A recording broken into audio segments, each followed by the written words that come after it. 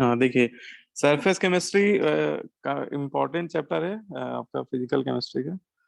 But इसमें question, ये chapter actually थोड़ा थ्योरेटिकल टाइप का है। थ्योरेटिकल, इसमें जो फैक्चुअल स्टेटमेंट है वो थोड़ा ज्यादा है ना। आल्दो वैसे तो ये फिजिकल केमिस्ट्री का पार्ट है, फिजिकल केमिस्ट्री में आता है, बट इसमें आपको फीलिंग नहीं आएगी कि ये फिजिकल केमिस्ट्री का है। आपको लगेगा जैसे इनऑर्गेनिक केमिस्ट्री पढ़ा था। ठीक है।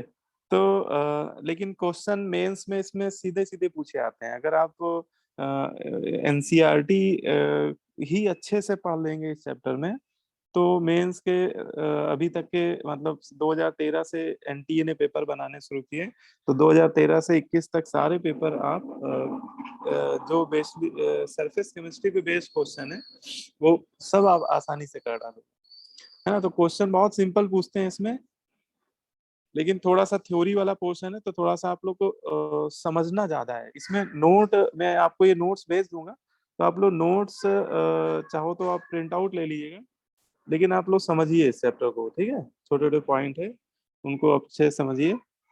ठीक है।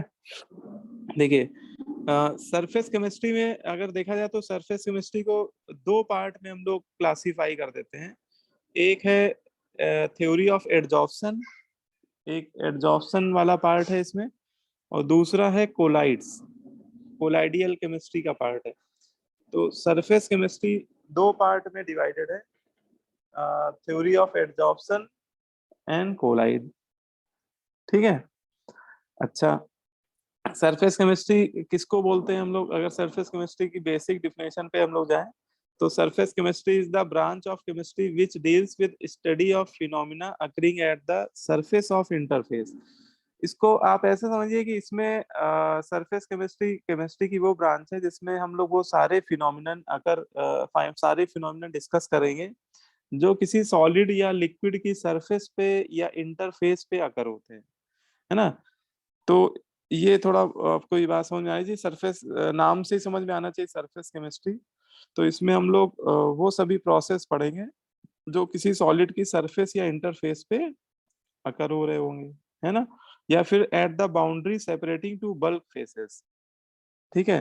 दो बल्क फेस को सेपरेट करने वाली बाउंड्री पे अगर कोई रिएक्शन हो रही होगी या कोई प्रोसेस अकर हो रहा होगा, तो वो हम लोग इस चैप्टर में पढ़ते हैं। ठीक है।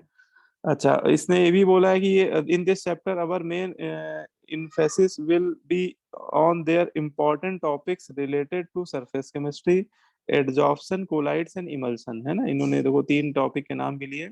इस सरफेस केमिस्ट्री में मेनली जो डिस्कशन होता है वो एडजॉर्प्शन का होता है, कोलाइड्स का होता है, इमल्सन का होता है ना। इमल्सन वैसे कोलाइड्स ही होते हैं, है ना, तो उसने इमल्सन को अलग से बोल दिया है यहाँ पर। तो ये इनके बारे में डिस्कस करेंगे। अब सबसे पहले इसमें आता है कि एडजॉर्प्शन क्या होता है।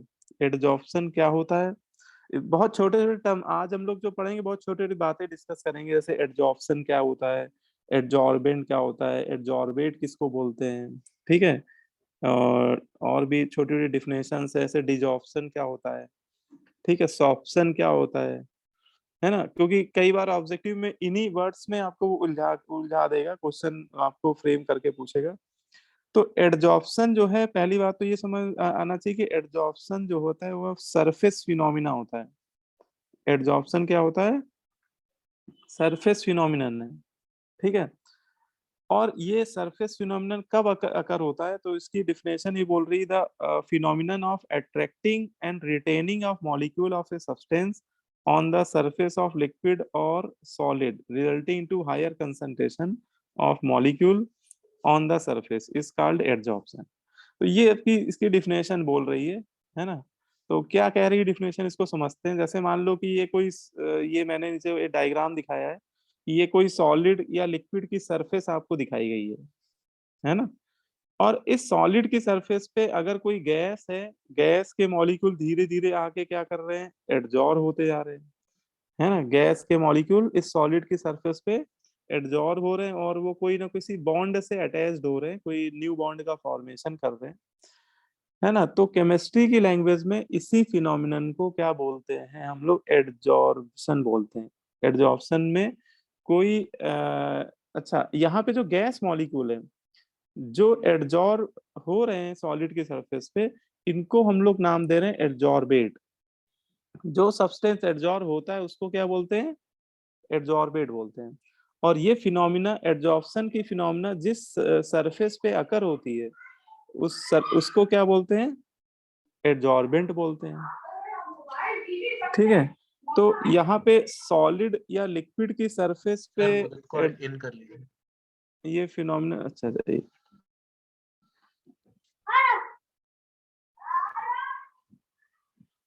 ठीक है। तो जिस सब्सटेंस की सरफेस में ये एड्जॉर्प्शन का फिनोमिना अकर होता है उसको क्या बोलते हैं? एड्जॉर्बेंट बोलते हैं। और जो भी स्पेसीज, जो गैस भी हो सकती है, ऐसा नहीं कि गैस ही केवल एड्जॉर्ब होती है, हो सकता है कोई लिक्विड एड्जॉर्ब हो सकता है कोई सॉलिड के पार्टिकल एड्जॉर्ब हो रहे हैं।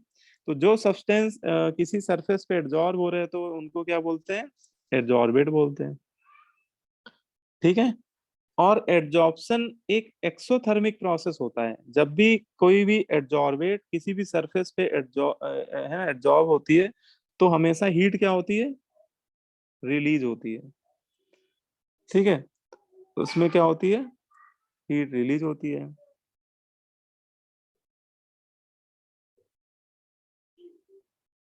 हाँ देखो, सक्षम ने एक क्वेश्चन अभी पूछा है मुझसे, क्या है क्वेश्चन? सर, कैटेलिटिक हाइड्रोजनेशन में निकिल की सरफेस पे जो हाइड्रोजन अटैच होती है क्या वो एड्जॉर्प्शन है? यस, बिल्कुल। है ना, जैसे हम लोग हाइड्रोजनेशन पढ़ते हैं उसमें निकिल की सरफेस पे हाइड्रोजन गैस एड्जॉर्ब होती है, तो वो एड्जॉर्प्शन ही है। ठीक है, अभी इसका जिक्र होगा भी आगे। देखो मैंने शायद एग्जांपल भी दिया है कि निकिल की सरफेस पे हाइड्रोजन एड्जॉर्ब हो रही है, तो उसमें जो निकिल है, निकिल एक्चुअली एड्जॉर्बेंट की तरह बिहेव कर रहा है। और हाइड्रोजन गैस के मॉलिक्यूल कैसे बिहेव कर रहे हैं? Adsorbate absorbent. की तरह बिहेव कर रहे हैं, है ना। तो ये एक एड्जॉर्प्शन का ही एग्जांपल है ना। और अभी लेकिन इसको एक नाम और दिया जाता है, अभी हम लोग इसको पढ़ेंगे, इसको अकल्सन भी बोलते हैं, है ना। जब भी कोई हाइड्रोजन गैस या कोई भी गैस अगर किसी मेटल की सरफेस पे एड्जॉर्ब होती है तो इस टाइप के एड्जॉर्प्शन को अकल्सन भी बोलते हैं, है ना। अकल्सन एक एड्जॉर्प्शन का ही स्पेसिफिक टाइप होता है, स्पेसिफिक क्लास होती है। ठीक है, तो ये बात समझ में आ रही होगी मेरे ख्याल से। तो यहाँ पे डेफिनेशन सिंपल वही है जो यहाँ पे हम लोग पढ़ रहे हैं कि the phenomena of attracting and retaining, मतलब कोई सब्सटेंस पहले किसी को अट्रैक्ट करे और फिर अपनी सरफेस पे रिटेन भी करके रखे। मतलब पहले ये मॉलिक्यूल इस पे अट्रैक्ट हो रहे हैं, गैस के मॉलिक्यूल सॉलिड की सरफेस पे या लिक्विड की सरफेस पे, और फिर वो रिटेन भी है ना। ऐसा नहीं कि ऐसे आए और कोलिजन किया और निकल गए, तो this is not called adsorption. ठीक है, कोलिजन किया और उसी के सरफेस पे रिटेन हो गए, किसी न किसी बॉन्ड से वो अटैच्ड हो गए, तो फिर उसको हम लोग क्या बोल देंगे? एड्जॉर्प्शन बोल देंगे, है ना। अच्छा, अब एड्जॉर्बेंट या एड्जॉर्बेट की बात किया जाए कि एड्जॉर्बेंट क्या होता है, एड्जॉर्बेट क्या होता है, तो सिंपल सी बात है, the substance on the surface of which adsorption occur, है ना। जिस सब्सटेंस की सरफेस पे एड्जॉर्प्शन अकर होता है, जिस सब्सटेंस की सरफेस पे एड्जॉर्प्शन क्या होता है? अकर होता है, उसे हम लोग क्या बोलते हैं? एड्जॉर्बेंट बोल देते हैं। ठीक है, और ऐसे सब्सटेंस जो एड्जॉर्ब हो रहे होते हैं, the substance that get adsorb on the solid surface due to the intermolecular attraction are called adsorbate. तो ऐसे सब्सटेंस जो किसी सॉलिड सरफेस पे क्या होते हैं? एड्जॉर्ब हो रहे होते हैं, किसकी वजह से? इंटरमॉलिक्यूलर अट्रैक्शन की वजह से, उन्हें हम लोग क्या बोलते हैं? एड्जॉर्बेट बोलते हैं। एब्जॉर्बेट। ठीक है ना। जैसे एग्जांपल में गैस हमारी एड्जॉर्बेट है और सॉलिड आपका क्या है? एड्जॉर्बेट है। अच्छा, कुछ एड्जॉर्बेंट के नाम आप लोगों को, फिर इन कर लीजिए अच्छा अच्छा, ओके बेटा, है ना। कुछ एड्जॉर्बेंट के नेम आप लोगों को पता भी होने चाहिए। जैसे चारकोल एक बहुत अच्छा एड्जॉर्बेंट होता है ना। चारकोल एक बहुत अच्छा एडजॉर्बेंट होता है। सिलिका जेल बहुत अच्छा एडजॉर्बेंट होता है। एल्यूमिना जेल भी बहुत अच्छा एडजॉर्बेंट होता है। सिलिका जेल का तो मैं आपको एग्जांपल दे सकता हूँ कि सिलिका जेल आपने देखा होगा कि आप जैसे कोई भी इलेक्ट्रॉनिक आइटम लेके आओ, या आप सिंपल आपको बताता हूँ कि जैसे पानी की पीने वाली बॉटल होती है, आप उसको भी खरीद के लाइए मार्केट से। यस ठीक सर। है, है ना, तो उसके अंदर एक पुड़िया पड़ी होती है, आपने देखा है कभी? Yes sir. Yes sir. है ना, मिल्टन की चारकोल की। बॉटल। हाँ, चारकोल। उसमें एक्चुअली आजकल ये लोग सिलिका जेल ज्यादा यूज कर रहे हैं, है ना। Yes sir. उसमें लिखा भी रहता है, कभी आपने हो सकता है रीड किया हो, सिलिका जेल उसमें लिख देते हैं वो लोग। Yes sir. तो वो और इलेक्ट्रॉनिक गुड्स में भी देखा जाता है, जैसे आप वो इलेक्ट्रॉनिक गुड्स में टीवी खरीद के लाते हैं, फ्रिज खरीद के लाते हैं, इस तरह के बहुत सारे इलेक्ट्रॉनिक गुड्स हैं, तो उसके पैकेजिंग में वो डाल दिया जाता है। उससे रीजन क्या होता है कि देखो, मॉइस्चर तो हर जगह होती है, और बहुत सारे इलेक्ट्रॉनिक आइटम मॉइस्चर की वजह से खराब हो जाते हैं, है ना, उनकी क्वालिटी इफेक्ट कर जाती है। तो वो ऐसा ना हो कि मॉइस्चर एब्जॉर्ब करने की वजह से खराब हो जाए, इसलिए वो उसमें सिलिका जेल डाल देते हैं। सिलिका जेल वाटर के रिस्पेक्ट में बहुत अच्छा एब्जॉर्बेंट होता है, ठीक है। तो ये आप लोगों को थोड़ा पता हो, एक चारकोल, ऐसे ही चारकोल भी बहुत अच्छा होता है, silica gel, alumina gel are very good absorbent. कोई पूछे क्यों अच्छा एब्जॉर्बेंट होता है? Because they have high porous structure. इनका बोलते हैं बहुत पोरस स्ट्रक्चर होता है, पोरस मतलब उनकी सरफेस में बहुत छोटे छोटे होल्स होते हैं, और and have large surface area, और इनका सरफेस एरिया भी बहुत ज्यादा होता है। तो बोला जाता है कि जितना पोरस स्ट्रक्चर होगा और जितना लार्ज सरफेस एरिया होगा, तो उतना ही ज्यादा पॉसिबिलिटी बढ़ जाएगी एड्जॉर्बेट को एड्जॉर्ब करने की, क्योंकि जितना ज्यादा पोरस होगा उतने ज्यादा उसमें इंटरमॉलिक्यूलर फोर्स स्ट्रॉन्गर होंगे। कई सारे मॉलिक्यूल तो उसके जो छोटे छोटे ओरिफाइस है वहां जाके घुस के बैठ जाएंगे, है ना। तो ऐसे केस में एड्जॉर्प्शन, है ना, एब्जॉर्बेंट जो प्रॉपर्टी है वो बढ़ जाएगी। तो ये थोड़ा सा हमें पता होना चाहिए, ठीक है। तो ये बेसिक है बिल्कुल। अच्छा एक ये भी आपको अभी 12th में तो नहीं कराया जाता है, ये जब आप बीटेक करेंगे तो बीटेक में आपको पता होगा कि एक सेमेस्टर में केमिस्ट्री भी पढ़ाई जाती है ना, या है ना। तो उसमें इंजीनियरिंग केमिस्ट्री पढ़ाई जाती है, मतलब उसमें ये नॉर्मल केमिस्ट्री जो हम लोग 11 12 वाली है वो नहीं पढ़ाई जाती है, उसमें इंजीनियरिंग केमिस्ट्री के टॉपिक्स पढ़ाए जाते हैं, ठीक है। तो उसमें एक आपको प्रैक्टिकल भी कराया जाएगा, उसमें एक अमोनिया का चारकोल के साथ प्रैक्टिकल भी कराया जाता है, मतलब आपको लैब में अमोनिया का सॉल्यूशन दिया जाएगा और आपको चारकोल के छोटे छोटे टुकड़े दिए जाएंगे, ठीक है। और आपको अमोनिया गैस को एब्जॉर्ब कराना होगा चारकोल में, और एक उसमें ग्राफ ऑफ बनाना होता है, उसकी रीडिंग रीडिंग निकालनी होती है, वो सब करना होता है, ठीक है। अभी एक हम लोग पढ़ेंगे फ्लेंडलिच इक्वेशन, वो उससे हम लोग करते हैं। तो अभी आपको मैं एक छोटी सी बात बताता हूँ कि जैसे आप एक कंटेनर में चारकोल के टुकड़े डाल दिए, छोटे छोटे टुकड़े डाल दिए, और उसमें अमोनिया गैस को फिल कर दिए, ठीक है। तो ये साइंटिस्ट लोगों को कैसे पता चला कि कोई गैस एड्जॉर्ब सही में करती भी है कि नहीं करती है, उसको आप प्रैक्टिकली कैसे समझ सकते हैं, ठीक है। तो आपने अमोनिया गैस उसमें डिजोल्व करके उसमें फिल करके रख दिया जाता है ना। और अच्छा, वो प्रैक्टिकल एक दिन में नहीं कंप्लीट होता है, एक दिन हम लोग अमोनिया गैस को डिजोल्व करके रख देते हैं। कई बार अमोनिया गैस लैब में अवेलेबल नहीं होती है, तो अमोनियम हाइड्रोक्साइड का सॉल्यूशन ले लिया जाता है वहां पे, ठीक है। वैसे अमोनिया गैस इंजीनियरिंग कॉलेज में तो कोई दिक्कत वाली बात नहीं है, स्कूल में भले ही दिक्कत हो, तो अमोनिया गैस को सीएमएस थोड़ी फिल है कर सर। दिया जाता है। हाँ सही कह रहे हो, सी, ठीक है। तो है ना, उसको फिल कर दिया जाता है, और यहाँ पे एक बैरोमीटर लगा के उसकी रीडिंग नोट कर लेते हैं हम लोग कि ये अमोनिया का प्रेशर कितना है आज की डेट में। फिर हम लोग उसको कुछ घंटों के लिए छोड़ देते हैं, है ना। वैसे तो 3 4 घंटे की जरूरत होती है, लेकिन हम लोग फिर अगले दिन आके देखते हैं, नेक्स्ट डे जब प्रैक्टिकल होता है तो देखते हैं कि यार अमोनिया की रीडिंग क्या हुई, बैरोमीटर में अमोनिया की रीडिंग जो प्रेशर है वो बढ़ गया कि घट गया।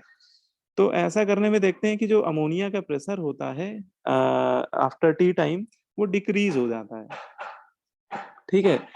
तो इससे ये पता चल रहा है कि यार डिक्रीज क्यों हो गया अमोनिया का प्रेशर, क्या अमोनिया रिएक्ट कर गई चारकोल से?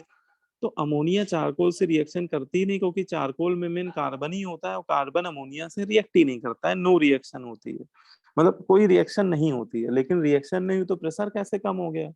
तो वो यहाँ से पता चलता है कि हुआ क्या कि कई सारे अमोनिया के मॉलिक्यूल चारकोल की सरफेस पे क्या हो गए, एडजॉर्ब हो गए, और जब वो एड्जॉर्ब हो जाएंगे तो फिर वो फ्री मोशन नहीं कर पा रहे होंगे, रैंडम मोशन जैसा गैसों के मॉलिक्यूल का नहीं होता है, जिग जैग टाइप का टिंग टिंग टिंग टिंग टिंग टिंग घूमते रहता है ना। तो उनका जब जिग जैग मोशन नहीं हो पाएगा तो कंटेनर की वॉल पे कोलाइड भी नहीं कर पा रहे होंगे, और जब कंटेनर की वॉल या कंटेनर की बाउंड्री में कोलाइड नहीं कर पा रहे होंगे तो उनके रिस्पेक्ट में प्रेशर क्या हो जाएगा। शिखर यार ये आवाज बंद करो। तो ये जो गैस के मॉलिक्यूल सरफेस पे कोलिजन नहीं करेंगे तो उससे प्रेशर क्या हो जाएगा, कम हो जाएगा ऑटोमेटिक, क्योंकि कोलिजन पर यूनिट एरिया जो होते हैं गैसों के मॉलिक्यूल के, उसी से तो प्रेशर डेवलप होता है गैस का, है ना। इसका मतलब प्रेशर क्या हो गया, कम हो गया, है ना। बोलो भाई बात समझ में आई कि नहीं आई। तो इस तरह से उसमें करते हुए हम लोग प्रैक्टिकल फिर देखते हैं कि कितना प्रेशर कम हुआ, कितना आपने चारकोल ऐड किया था उसमें पूरा निकालते हैं, एक्सटेंट ऑफ एडजॉर्प्शन निकालते हैं। खैर यहाँ पे इसलिए बता रहा हूँ कि ये थोड़ा चैप्टर ऐसा है कि थोड़ा प्रैक्टिकल से रिलेट करके पढ़ोगे तो जल्दी बातें समझ में आएंगी सभी को। ठीक है, तो अमोनिया, इसी एग्जांपल में बात करें कि अमोनिया गैस जो है एडजॉर्ब हो रही है चारकोल की सरफेस में, तो कोई पूछे कि इसमें चारकोल किसकी तरह बिहेव कर रहा है, तो इसमें चारकोल आपका क्या है, एडजॉर्बेंट है। ठीक है, और इसको मना कर दो, बहुत आवाज कर रहा है। और अमोनिया, अमोनिया एडजॉर्बेट है। ठीक है, तो यहाँ पे ये एग्जांपल हम लोग बोल सकते हैं। हाँ, अब जब कोई सक्षम ने जो पूछा था कि निकिल के सरफेस में हाइड्रोजन का एडजॉर्प्शन हो रहा है, तो ये भी एक एडजॉर्प्शन है, और निकिल यहाँ पे बिहेव कर रहा है एडजॉर्बेंट की तरह, और ये जो हाइड्रोजन है वो किसकी तरह है, एडजॉर्बेट की तरह। निकिल की जगह प्लेटिनम या प्लेटिनम भी ले सकते हैं। ठीक है, फिर इसमें आता यस। है टॉपिक ये डिजॉर्प्शन के बारे में पता होना चाहिए। कई बार आपको ये लिखा मिलेगा डिजॉर्प्शन, तो इसका मतलब क्या है, तो सिंपल है, desorption is the reverse phenomenon of adsorption, है ना। एडजॉर्प्शन के रिवर्स फिनोमिनन को ही क्या बोलते हैं, डिजॉर्प्शन। बिल्कुल सिंपल सी डिफिनेशन है, the reverse phenomenon of adsorption is called desorption. ठीक है, एडजॉर्प्शन में क्या होता है कि एडजॉर्बेट के मॉलिक्यूल सरफेस पे आके बैठते रहते हैं और कंसंट्रेशन बढ़ता रहता है समय के साथ। ठीक है, लेकिन डिजॉर्प्शन में क्या होता है कि वही मॉलिक्यूल जो सपोज गैस के मॉलिक्यूल आके बैठ रहे हैं वही छोड़ छोड़ के जाने लगे सरफेस को, तो वहां पर क्या हो जाएगा, डिजॉर्प्शन शुरू हो जाएगा। बोलो भाई, है ना। तो डिजॉर्प्शन में जो एडजॉर्बेट के मॉलिक्यूल होते हैं वो एडजॉर्बेंट की सरफेस से लीव आउट करना स्टार्ट हो जाते हैं, है ना। अच्छा, एक आपको और इसमें नोट इसमें लिखा हुआ है, और ये सभी को पता होना चाहिए, ये फैक्चुअल स्टेटमेंट है। बोलते हैं कि एडजॉर्प्शन डिजॉर्प्शन दोनों एक ही सिक्के के पहलू होते हैं, है ना। क्या मतलब इस बात का, बोलते हैं कि अगर कभी भी एडजॉर्प्शन हो रहा होता है किसी भी एग्जांपल में, तो वहां पे साइमल्टेनियसली डिजॉर्प्शन भी चल रहा होता है ना। मतलब कहने का मतलब ये कि 100% एडजॉर्प्शन कभी नहीं होता है, या 100% डिजॉर्प्शन भी कभी नहीं होता है ना। अगर एडजॉर्प्शन हो रहा है, जैसे मान लो कि ऐसे समझ लो कि जैसे निकिल है, निकिल की सरफेस में 1 सेकंड में 10 मॉलिक्यूल आके सरफेस पे एडजॉर्ब हो रहे हैं, तो उसी 1 सेकंड में कुछ मॉलिक्यूल ऐसे भी होंगे जो पहले से एडजॉर्ब होंगे, तो कुछ लीव आउट भी कर रहे होंगे, है ना। मतलब साइमल्टेनियसली सेम टाइम में अगर एडजॉर्बेट के मॉलिक्यूल एडजॉर्ब हो रहे हैं तो डिजॉर्प्शन भी पैरेलल में चलता रहता है ना। एडजॉर्प्शन डिजॉर्प्शन दोनों साइमल्टेनियसली होते हैं, तो both adsorption and desorption process takes place simultaneously. Adsorption desorption दोनों प्रोसेस कैसे होते रहते हैं, साथ ही साथ चलते रहते हैं। अच्छा, शुरुआत में क्या होता है, एडजॉर्प्शन का रेट ज्यादा होता है। ठीक है, इस इनिशियली क्यों ज्यादा होता है, क्योंकि पूरी सरफेस खाली पड़ी होती है ना। आप बात समझ में आ रही, शुरुआत में एडजॉर्प्शन का रेट क्या होता है, ज्यादा होता है कि पूरी सरफेस क्या है, ओपन है, खाली पड़ी हुई है।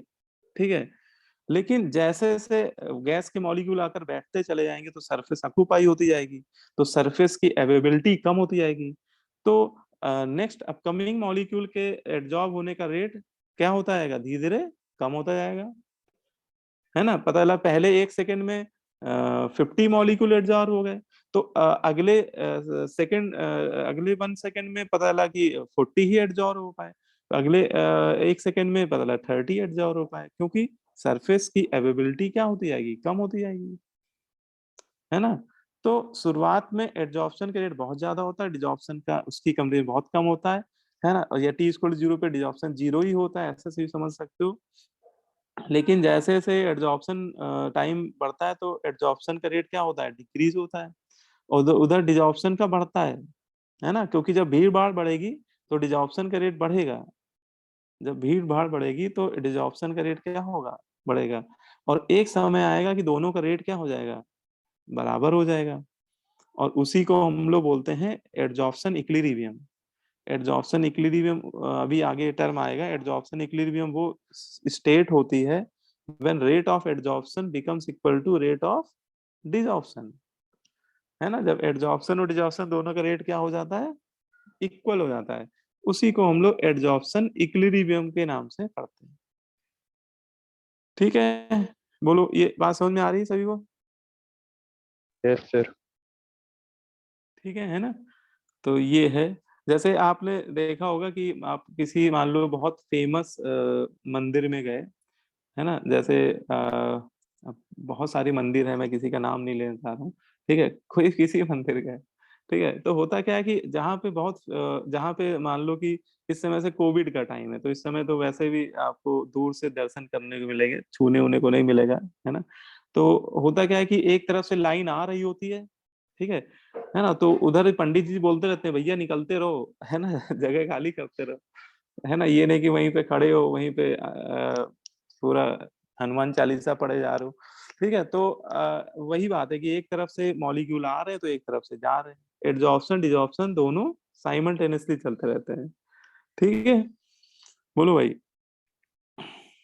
तो अब इसमें आता है सॉप्शन।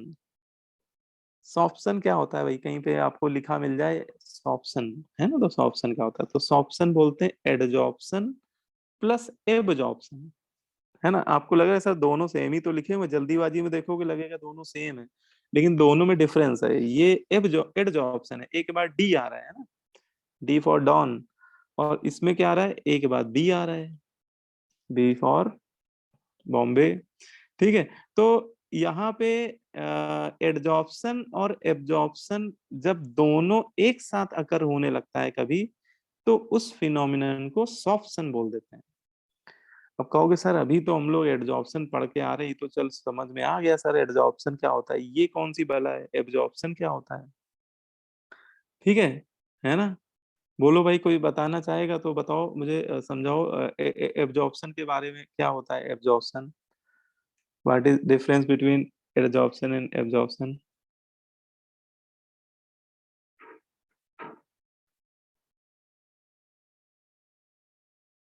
सर पहला तो आपने लिखा ही सरफेस का, दूसरा बल का। हाँ, एक डिफरेंस मैंने लिखा हुआ है, और ये सबसे मेन डिफरेंस बोलते हैं। एडजॉर्प्शन जो होता है ये सरफेस फिनोमिनन होता है ना, लेकिन जो एब्जॉर्प्शन होता है, एब्जॉर्प्शन बल्क फिनोमिनन होता है, मेनली ये बल्क फिनोमिनन होता है। लेकिन इसका मतलब क्या है कि सरफेस फिनोमिनन और बल्क फिनोमिनन ये क्या सर पढ़ा रहे हैं, कुछ समझ में नहीं आ रहा है। क्यों भाई, प्रखर समझ में आ रहा है? यस है ना। सर देखो, हाँ बताओ बताओ, सक्षम बताओ। सर एडजॉर्प्शन में सर बेसिकली सर किसी सरफेस के ऊपर मॉलिक्यूल्स आके अटैच होते हैं, और एब्जॉर्प्शन में सर सरफेस के अंदर चले जाते हैं सर, किसी मटेरियल के सरफेस के अंदर चले जाते हैं। बहुत बढ़िया, ठीक है, बहुत बढ़िया बताया भाई सक्षम ने। तो सेम यही बात है, यही मैं आपसे ही बुलवाना चाह रहा था कि आप लोगों को इतना बेसिक तो पता ही है ना। तो एडजॉर्प्शन में जो सब्सटेंस होते हैं जिसका एडजॉर्प्शन होता है वो केवल सरफेस पे ही कलेक्ट होते हैं। मतलब जो भी मॉलिक्यूल जैसे गैस के मॉलिक्यूल है या सॉलिड या लिक्विड के मॉलिक्यूल है, वो केवल सब्सटेंस की सरफेस पे ही एक्यूमुलेट होते हैं, है ना। वो सरफेस तक ही रहते हैं, उसकी बल्क में नहीं जाते हैं। लेकिन एब्जॉर्प्शन में बोलते हैं कि वो बल्क में पहुंच जाते हैं, उनका जो है ना, वो जो मॉलिक्यूल है, मान लो गैस के मॉलिक्यूल है, वो उसकी बल्क में पहुंच जाएंगे, या लिक्विड के मॉलिक्यूल है वो बल्क में पहुंच जाएंगे। ठीक है। अच्छा, अगर आपको लग रहा हो सर अभी भी नहीं समझ में आ रहा है, तो आपको मैं बिल्कुल एक प्रैक्टिकल एग्जांपल बताता हूँ। इस एग्जांपल के बाद आपको 100% समझ में आ जाएगा। क्या एग्जांपल है? देखो, सभी लोगों ने रसगुल्ला तो खाया होगा, खाया ही कि नहीं खाया, यस सर। है ना? रसगुल्ला, या उसमें भी वैरायटी आती है, काला जाम, गुलाब जामुन, है ना?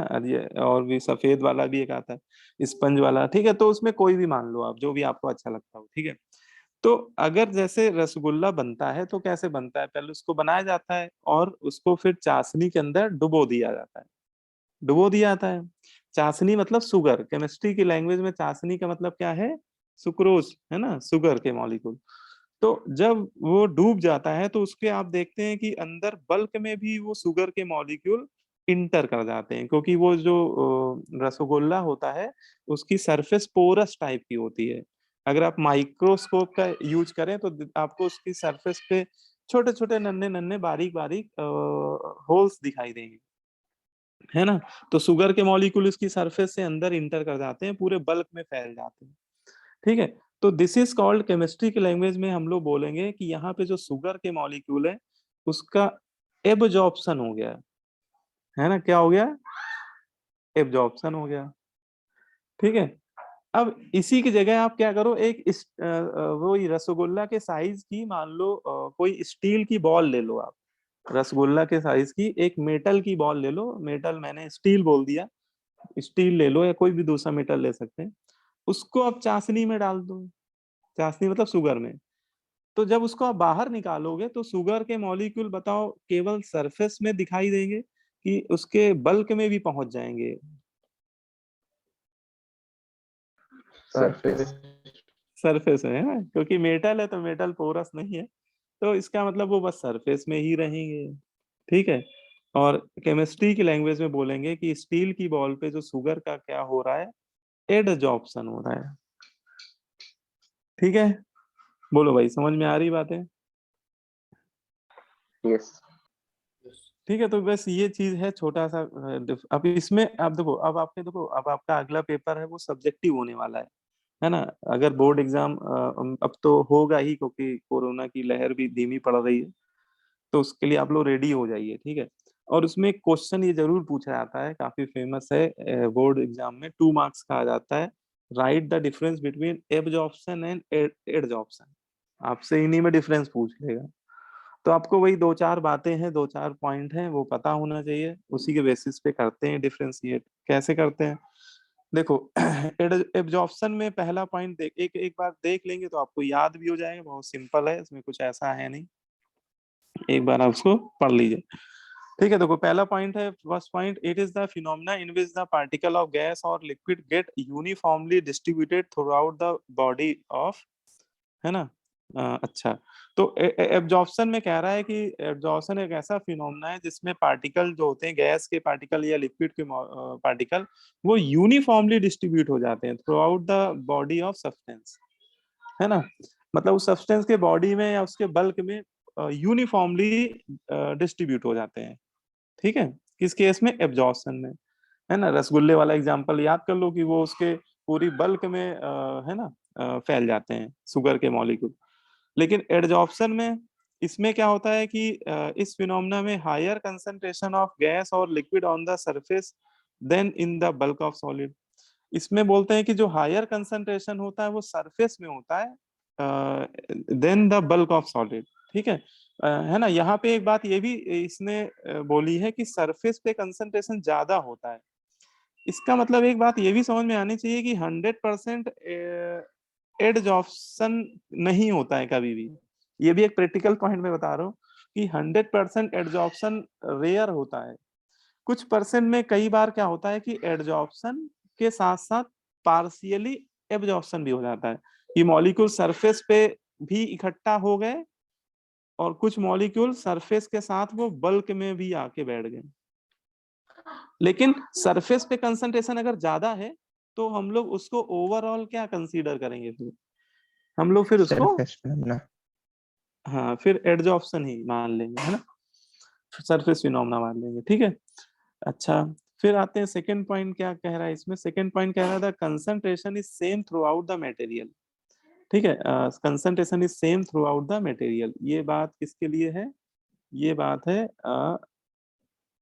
एब्जॉर्प्शन के लिए। ठीक है, इसको आप ऐसे समझो कि रसगुल्ला जब खाओगे, जैसे आप रसगुल्ले को दो पार्ट में डिवाइड कर दो, आप जैसे दो फ्रेंड है, आपने उसको आधा आधा काट दिया बीच से, एक बच्चे ने है ना है ना शिखर सक्सेना ने अलग खाया, सक्षम ने, और दूसरा अक्षत चौधरी। शुक्ला ने अलग खाया है ना, दो बच्चे अलग अलग मान लो। ठीक है, तो दोनों को सेम मिठास आएगी कि अलग अलग आएगी, कि सक्षम कहेगा अरे बहुत ज्यादा मीठा है ना, और अक्षय शुक्ला कहेगा सर मीठा ही नहीं है। तो ऐसा तो नहीं होगा, बोलो भाई। तो ऐसा इसलिए नहीं होगा क्योंकि शुगर के मॉलिक्यूल का जो डिस्ट्रीब्यूशन होगा वो थ्रू आउट द बल्क क्या होगा, सेम होगा, यूनिफॉर्म होगा। एडजॉर्प्शन जो होता है उसमें बल्क में कंसंट्रेशन क्या होता है, सेम होता है थ्रू आउट द मटेरियल। बोलो भाई, है ना। यस। इसमें एडजॉर्प्शन में क्या है कि एडजॉर्प्शन में ऐसा नहीं होता है, एडजॉर्प्शन में concentration of surface of the adsorbent is different, यहाँ पे जो कंसंट्रेशन होता है वो डिफरेंट होता है, higher concentration from the bulk, है ना, बल्क में ज्यादा होगा, सॉरी सरफेस में ज्यादा होगा, बल्क की कंडीशन। ठीक है, तो ये बात भी कह सकते हैं। तीसरा पॉइंट जो मैंने बोला था, इट इज बल्क फिनोमेना, तो ये सबसे सिंपल पॉइंट है, ये तो जरूरी लिख दीजिएगा आप लोग। और एडजॉर्प्शन क्या है, सरफेस फिनोमेना है। चौथा फॉर्म है absorption occurs in uniform rate. Absorption जो होता है वो एक बोलते हैं कि यूनिफॉर्म रेट से होता है, क्योंकि उसमें बल्क में मॉलिक्यूल का एब्जॉर्प्शन होता है ना। लेकिन जो एड्जॉर्प्शन होता है वो शुरुआत में बड़ी तेजी से होता है, एड्जॉर्प्शन बिगिनिंग में बोलते हैं रैपिड होता है, adsorption is rapid in the beginning, लेकिन समय के साथ जैसे जैसे टाइम बढ़ता है इसका रेट धीरे धीरे क्या होता जाता है, कम होता जाता है। ठीक है, तो एड्जॉर्प्शन के रेट स्टार्टिंग में तो बड़ी तेजी से होता है, लेकिन जैसे टाइम पास होता है इसका रेट कम होता जाता है। ठीक है, अभी इसमें हम लोग आइसोथर्म पढ़ेंगे तो वहां पे एक ग्राफ भी पढ़ेंगे कि कैसे वो बढ़ता है, कैसे चेंज आता है उसके रेट में।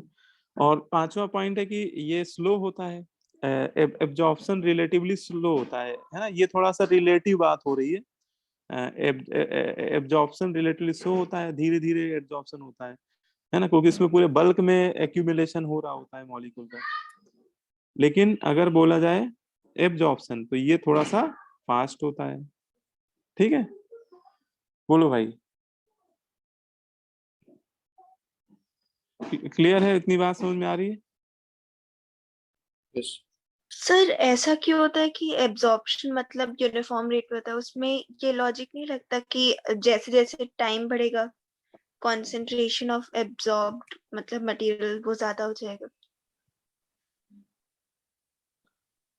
अब देखो जनरली देखा तो यही जाता है कि इसके पीछे कोई मैथमेटिकल एक्सप्लेनेशन तो नहीं है।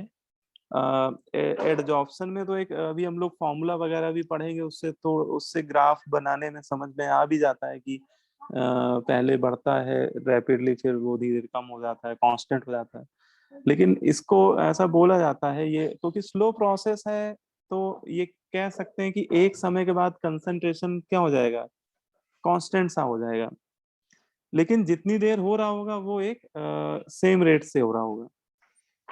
ठीक है, तो ये थोड़ा सा मतलब कि ऑब्जर्वेशन पे बेस्ड स्टेटमेंट है, इसको मैथमेटिकली तो बता पाना क्योंकि दिया ही नहीं गया ऐसा कुछ कॉन्सेप्ट। और हम लोग को इस चैप्टर में मेनली पढ़ना भी किसको है, एडजॉर्प्शन को पढ़ना है डिटेल में, है ना, क्योंकि एडजॉर्प्शन सरफेस फिनोमेना है और सरफेस केमिस्ट्री में जो हम लोग को डिटेल में थ्योरी पढ़नी है आगे, वो सरफेस फिनोमेना वाली ही पढ़नी है, मतलब एडजॉर्प्शन ही पढ़ना है। एब्जॉर्प्शन का बस शुरुआत में थोड़ा सा जिक्र बस किया जाता है यहाँ पे, और फिर आगे पूरे चैप्टर में इसका डिटेल नहीं है हम लोग के सिलेबस में, है ना। तो उसके बारे में उसको तो याद ही हमें रखना पड़ेगा, ये वाला पॉइंट। ठीक है, ओके। अब इसमें एक आता है, नेक्स्ट है ये जो मैंने लिए हैं पैराग्राफ, ये एनसीईआरटी के ही पैराग्राफ हैं। वैसे एनसीईआरटी पढ़ोगे तो थोड़ी बोरिंग लगेगी, लेकिन इसके छोटे छोटे जो पैराग्राफ है, एक एक पैराग्राफ पढ़ते जाओगे तो वन बाई लाइन। अच्छा, इन चैप्टरों में लाइन बाय लाइन पढ़ने का ही फायदा भी होता है, क्योंकि हर लाइन से वो क्वेश्चन बना देते हैं, हर एक पैराग्राफ से एक क्वेश्चन वो तैयार कर देते हैं हर साल। ठीक है, तो इसमें अगला पैराग्राफ है थर्मोडायनेमिक्स ऑफ एडजॉर्प्शन। ठीक है, एडजॉर्प्शन के रिगार्डिंग थर्मोडायनेमिक्स क्या कहती है? तो देखो, थर्मोडायनेमिक्स में आपको पता ही कि थर्मोडायनेमिक्स में 3 फंक्शन होते हैं, एक ब्रह्मा, एक विष्णु, एक महेश, है ना। मतलब ये 3 फंक्शन याद रखो, डेल्टा जी, डेल्टा एच और delta S. Enthalpy, Gibbs energy और एंट्रोपी। अगर आपको थर्मोडायनेमिक्स समझनी है तो ये तीनों फंक्शन के बारे में आप एक्सप्लेन कर दो तो पूरी थर्मोडायनेमिक्स, एडजॉर्प्शन की थर्मोडायनेमिक्स हम लोग समझ जाएंगे क्या होती है। तो सबसे पहले हम लोग एंथैल्पी की बात करते हैं, एंथैल्पी ऑफ एडजॉर्प्शन क्या होती है ना। आगे शायद मैंने ये बताया भी होगा, हाँ। तो वन बाय वन डिस्कस करते हैं। पहले हम लोग बात कर रहे हैं एंथैल्पी ऑफ एडजॉर्प्शन। तो एंथैल्पी ऑफ एडजॉर्प्शन क्या है कि जैसे मान लो कि आपने कोई एडजॉर्बेंट लिया, ठीक है, और उसमें एंथैल्पी ऑफ एडजॉर्प्शन आगे उन्हें बताया होगा वैसे। अच्छा, हाँ, यहाँ पे इधर पहले एंथैल्पी ऑफ एडजॉर्प्शन, क्योंकि वो चीजें वहीं से कनेक्ट होंगी। तो एंथैल्पी ऑफ एडजॉर्प्शन क्या होता है, बोलते हैं it is the amount of heat released when 1 mole of adsorbate gets adsorb on a particular adsorbent at adsorption equilibrium. तो एंथैल्पी एडजॉर्प्शन बोलते हैं कि जब जैसे एक बार इक्विलिब्रियम आ जाता है, इक्विलिब्रियम आने का मतलब कि रेट ऑफ एडजॉर्प्शन और रेट ऑफ डिजॉर्प्शन जब सेम हो जाते हैं, तब ये एंथैल्पी डिफाइन होती है। मतलब एंथैल्पी एडजॉर्प्शन डिफाइन इक्विलिब्रियम पे होती है। और होती क्या है, तो इक्विलिब्रियम पे एक मोल, इक्विलिब्रियम पे एक मोल्स एडजॉर्बेट जब किसी पर्टिकुलर एडजॉर्बेंट की सरफेस पे क्या होता है, एडजॉर्ब होता है, तो वो जितनी हीट रिलीज करता है वो हीट ही क्या होती है, एंथैल्पी ऑफ एडजॉर्प्शन होती है। ठीक है, तो एक मोल एडजॉर्बेट अगर एडजॉर्बेंट की सरफेस पे एडजॉर्ब हो रहा है, वो भी कब, इक्विलिब्रियम पे, एडजॉर्प्शन इक्विलिब्रियम पे, तो जो हीट रिलीज हो रही होती है उसे ही हम लोग क्या बोलते हैं, एंथैल्पी ऑफ एडजॉर्प्शन। ठीक है, बोलो, बात समझ में आ रही? तो अच्छा, और हमेशा हीट रिलीज होती है, ये भी ध्यान रखना। ये एक एनसीईआरटी में क्वेश्चन भी दिया है कि explain why adsorption is exothermic, है ना। एडजॉर्प्शन फिनोमेना एक्सोथर्मिक क्यों होता है? ठीक है, तो एडजॉर्प्शन फिनोमेना एक्सोथर्मिक इसलिए होता है क्योंकि एडजॉर्बेट के मॉलिक्यूल जब एडजॉर्ब हो रहे थे तो वहां पे न्यू बॉन्ड का फॉर्मेशन हो रहा होता है। ठीक है, एडजॉर्बेंट और एडजॉर्बेट के बीच में क्या हो रहा होता है, न्यू बॉन्ड फॉर्मेशन हो रहे होते हैं। और ये आप लोग केमिकल बॉन्डिंग में सबसे पहले शायद यही पढ़ाया भी जाता है कि बॉन्ड के बनने में एनर्जी हमेशा रिलीज होती है, और बॉन्ड के तोड़ने में या उसको बॉन्ड को ब्रेक करने में एनर्जी हमेशा हमें सप्लाई करनी पड़ती, देनी पड़ती है। तो यहाँ पे क्या हो रहा है, एडजॉर्प्शन फिनोमेना में क्या हो रहा है कि पहले सरफेस खाली थी, ऐसे समझो, पहले सरफेस खाली थी, एक मॉलिक्यूल आया, खट से उसने बॉन्ड बना लिया सरफेस के साथ। कोई भी बॉन्ड, वो बॉन्ड के नेचर कोई भी हो सकता है, चाहे वांडावाल हो सकता है या कोई केमिकल बॉन्ड भी हो सकता है, कोवेलेंट बॉन्ड भी। फिर दूसरा मॉलिक्यूल आया, वो आके बैठ गया, फिर तीसरा मॉलिक्यूल आ गया, उसने कोई बॉन्ड बना लिया। तो जैसे जैसे गैस के मॉलिक्यूल एडजॉर्बेंट की सरफेस के साथ बॉन्ड बनाते जा रहे हैं, तो वैसे वैसे कुछ एनर्जी निकलती आ रही है। और अगर एक मोल एडजॉर्बेट के रिस्पेक्ट में ये एनर्जी हम लोग निकाल लें, एक मोल मतलब N A number of adsorbate molecule के रिस्पेक्ट में अगर निकाल लें, तो वही एनर्जी क्या हो जाएगी, एंथैल्पी एडजॉर्प्शन हो जाएगी। ठीक है, तो ये हम लोग को ध्यान रखना है कि एंथैल्पी एडजॉर्प्शन हमेशा क्या होती है, निगेटिव होती है। ठीक है, बोलो, इतनी बात समझ में आ रही? तो ये तो बात हो गई एंथैल्पी एडजॉर्प्शन की। अब आपसे कोई पूछे कि बताइए कि एंट्रोपी में क्या चेंज होता है, एंट्रोपी ऑफ एडजॉर्प्शन क्या होती है, पॉजिटिव होती है कि निगेटिव होती है? आपसे कई बार ये पूछा जाएगा। तो एंट्रोपी क्या मेजर करती है, एंट्रोपी सिस्टम की डिग्री ऑफ रैंडमनेस को मेजर करती है ना। तो आप ऐसे समझो, जैसे मैंने सबसे पहले एग्जांपल लिया था, वो अमोनिया गैस को एक कंटेनर में फिल किया था, उस कंटेनर में चारकोल के छोटे छोटे पीसेस पड़े हुए थे। ठीक है, तो जब आपने अमोनिया गैस को फिल किया था उस समय, है ना, गैसों की एंट्रोपी बहुत ज्यादा होगी, है ना। अगर इसको पूरा एक सिस्टम मान के चलो, कंटेनर को एक सिस्टम मान के चलो, तो गैस के मॉलिक्यूल अभी जब फिल किया होगा तो इस समय तो एड्सॉर्प्शन स्टार्ट ही नहीं हुआ है मान के चल रहा है, तो अभी तो जबरदस्त एंट्रोपी होगी। लेकिन आपने कुछ घंटों के बाद देखा तो बहुत सारे मॉलिक्यूल क्या हो गए, गैस की सरफेस पे मतलब चारकोल की सरफेस पे एडजॉर्ब हो गए। अब जब वो एडजॉर्ब हो जाएंगे तो उनकी डिग्री ऑफ फ्रीडम क्या हो जाएगी, डिग्री ऑफ फ्रीडम या डिग्री ऑफ रैंडमनेस कम हो जाएगी, है ना। तो ड्यूरिंग द एडजॉर्प्शन फिनोमेना अगर पहले देखा जाए तो एंट्रोपी बहुत ज्यादा है सिस्टम की, और बाद में एडजॉर्प्शन की एंट्रोपी पहले के रिस्पेक्ट में क्या हो गई, कम हो गई। क्योंकि ऐसा नहीं कि अब गैस के मॉलिक्यूल खत्म ही हो गए होंगे, नहीं, कुछ तो गैस के फेस में होंगे ही, ठीक है, लेकिन उनका नंबर तो कम ही हो चुका होगा, है ना, क्योंकि बहुत सारे मॉलिक्यूल गैस सब एडजॉर्बेट की सरफेस के साथ एडजॉर्ब हो गए होंगे। इसका मतलब एंट्रोपी क्या हो रही है, बढ़ रही कि घट रही है, घट रही है। घट रही है ना। तो बस ये हम लोग को पता होना चाहिए कि जब भी एडजॉर्प्शन होता है तो during the adsorption degree of randomness of adsorbate molecule decreases, है ना। तो डिग्री ऑफ रैंडमनेस क्या होता है, कम होता जाता है, इसलिए एंट्रोपी क्या होती है, घट जाती है, मतलब उसकी एंट्रोपी निगेटिव आती है, एंट्रोपी क्या होती है, डिक्रीज करती है। ठीक है, तो ये दो फंक्शन हम लोगों ने डिस्कस किए, एक एंथैल्पी ऑफ एडजॉर्प्शन, तो वो भी निगेटिव होता है ना, एंथैल्पी ऑफ एडजॉर्प्शन भी निगेटिव होता है एडजॉर्प्शन में, और एंट्रोपी भी क्या होती है, निगेटिव होती है। अब गिब्स एनर्जी की बात कर लेते हैं, डेल्टा जी की, ये तीसरा थर्मोडायनेमिक फंक्शन होता है। तो डेल्टा जी बराबर क्या होता है, delta H minus T delta S, ये फॉर्मूला थर्मो में हम लोग पढ़े ही थे। अब इसको ऐसे समझो कि एंथैल्पी तो निगेटिव है, ये तो अभी समझ में आया, एंट्रोपी भी निगेटिव है ना। और ये एडजॉर्प्शन प्रोसेस अगर हम लोगों से पूछा जाए कि एडजॉर्प्शन प्रोसेस लगातार चलता रहे, है ना, मतलब हम लोग तो हमेशा इसी फेवर में रहते हैं कि कोई रिएक्शन लगातार चलती रहे या कोई प्रोसेस लगातार चलती रहे, उसी के रिस्पेक्ट में हम लोग निकालते हैं कंडीशन। तो हम लोग मान के चल रहे हैं कि ये जो प्रोसेस है एडजॉर्प्शन का वो लगातार चलता रहे, है ना, चलता रहे मतलब वो स्पॉन्टेनियसली अकर होता रहे। तो स्पॉन्टेनियसली अकर होने के लिए डेल्टा जी को क्या होना पड़ेगा, निगेटिव होना पड़ेगा। और डेल्टा जी निगेटिव कब होगा, तो बोलते हैं इसमें मॉड ऑफ एंथैल्पी, मतलब एंथैल्पी का जो मैग्नीट्यूड है, अगर ये टी डेल्टा एस के मैग्नीट्यूड से क्या रहेगा, ज्यादा रहेगा, तो इनका डिफरेंस हमेशा क्या आ जाएगा, निगेटिव। तो हमारा एडजॉर्प्शन प्रोसेस कैसा रहेगा, स्पॉन्टेनियसली अगर होता रहेगा।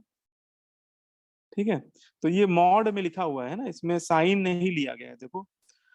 ये पॉइंट, तीसरा पॉइंट है, delta G equal delta T delta S, therefore adsorption will occur only when delta g is negative। adsorption तभी अकर होता है जब डेल्टा जी क्या होता है, निगेटिव होता है। और डेल्टा जी निगेटिव कब होगा, इसके लिए इसने कंडीशन दिया है, mod of enthalpy is equal to greater than mod of T delta S. मतलब जो डेल्टा एच का जो मैग्नीट्यूड है वो टी डेल्टा एस के मैग्नीट्यूड से क्या होना चाहिए, ज्यादा होना चाहिए।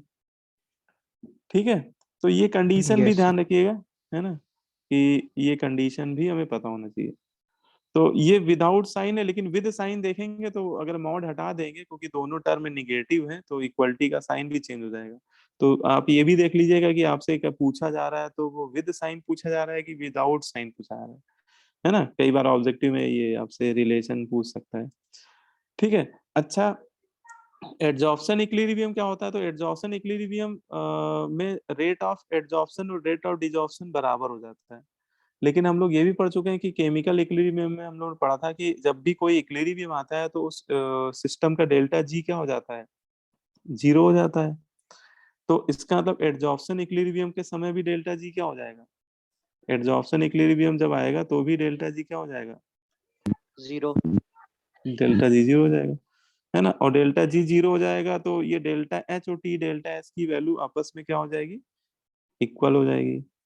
तो अगर कहीं पे लिखा हो कि एडजॉर्प्शन इक्विलिब्रियम पे डेल्टा एच और टी डेल्टा एस का वैल्यू बराबर हो जाता है तो समझ जाना कि ये स्टेटमेंट क्या है, सही है ना, क्योंकि इक्विलिब्रियम पे डेल्टा जी क्या हो गया होगा, जीरो हो गया होगा, है ना। ये जीरो होते ही ये दोनों टर्म इक्वल हो जाएंगे। ठीक है, तो बिल्कुल सिंपल सी बात है, बस ये हमें इसका मतलब समझ में आना चाहिए। ठीक है, क्लियर हो गई बात, यस। है ना। अब इसमें आते हैं नेक्स्ट, इसमें टॉपिक में टाइप्स ऑफ एडजॉर्प्शन। एडजॉर्प्शन के टाइप की बात करते हैं कि एडजॉर्प्शन कितने टाइप का होता है। तो एडजॉर्प्शन को हम लोग दो डिफरेंट कैटेगरी में डिवाइड करके डिस्कस करते हैं थ्योरी में। ठीक है, पहला टाइप होता है फिजिकल एडजॉर्प्शन, इसे हम लोग फिजिज ऑप्शन भी कहते हैं। दूसरा होता है केमिकल एडजॉर्प्शन, इसे हम लोग केमिज ऑप्शन भी कहते हैं। ठीक है, तो टाइप्स ऑफ एडजॉर्प्शन में दो तरह के एडजॉर्प्शन होंगे, फिजिज ऑप्शन एंड केमिज ऑप्शन। फिजिज ऑप्शन को बोलते हैं फिजिकल एडजॉर्प्शन और केमिज ऑप्शन को बोलते हैं केमिकल एडजॉर्प्शन। ठीक है, अब देखो दोनों में क्या डिफरेंस है। तो दोनों की बेसिक डिफिनेशन में इतना जो सबसे पहले जो बेसिक डिफिनेशन में डिफरेंस है उसको समझते हैं। जो फिजिज ऑप्शन होता है उसमें एडजॉर्बेट और एडजॉर्बेंट के बीच में जो फोर्सेस रिस्पॉन्सिबल होते हैं वो week van der Waals forces responsible होते हैं, है ना। तो फिजिज ऑप्शन में बस इतना ध्यान रखना है, फिजिज ऑप्शन में आपको ये रखना है weak van der Waals forces are responsible, है ना, weak van der Waals forces are responsible for physisorption. ठीक है, और वो वीक वांडरवाल फोर्स किसके किसके बीच में लग रहे होंगे, एडजॉर्बेंट और एडजॉर्बेट के बीच में। ठीक है, वो किसके किसके बीच में लग रहे होंगे, एडजॉर्बेंट और एडजॉर्बेट के बीच में, है ना। बोलो भाई। सर एक बार फिर बता दीजिए सर, आवाज अटक रही थी मेरी में, सर नेट खराब चल अच्छा रहा है। अच्छा अच्छा, देखो इसमें ये बता रहा हूँ कि जो ये फिजिज ऑप्शन होता है इसमें एडजॉर्बेट और एडजॉर्बेंट के बीच में वीक वांडरवाल फोर्स लग रहे होते हैं और इन वीक वांडरवाल फोर्स की वजह से ही ये एडजॉर्प्शन फिजिज ऑप्शन अकर होता है। ठीक है, तो फिजिज ऑप्शन कब अकर होता है, वीक वंडरफुल फोर्स में। हाँ, वीक वांडरवाल फोर्सेस रिस्पॉन्सिबल होते हैं इसके। ठीक है ना, तो ये ध्यान रखना है। अच्छा, केमिकल केमिज ऑप्शन तो इसके नाम में केमिकल आ रहा है तो बोलते हैं कि इसमें केमिकल बॉन्ड जो होते हैं, केमिकल बॉन्ड रिस्पॉन्सिबल होते हैं केमिकल एडजॉर्प्शन या केमिज ऑप्शन के लिए, है ना। एडजॉर्बेट और एडजॉर्बेंट के बीच में जब केमिकल बॉन्ड के थ्रू मॉलिक्यूल अटैच्ड हो जाते हैं सरफेस से तो उसे हम लोग केमिकल एडजॉर्प्शन बोलते हैं।